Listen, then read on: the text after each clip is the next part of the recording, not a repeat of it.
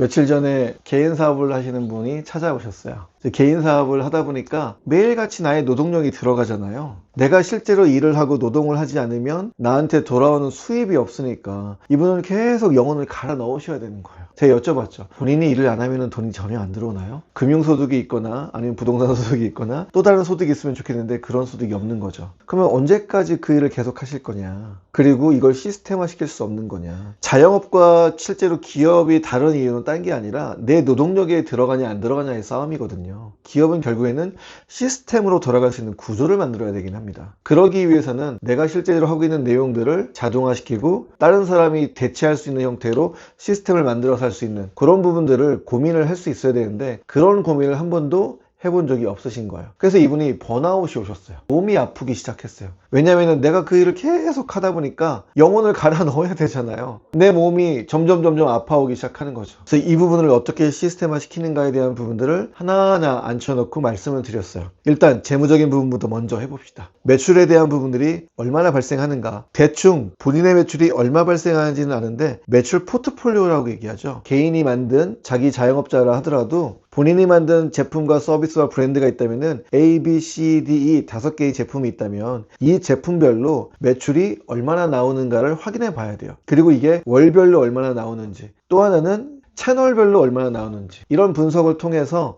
나의 매출은 이런 채널에서 월별로 이런 형태로 나오는구나. 그럼 그걸 가지고 어떻게 하셔야 돼요?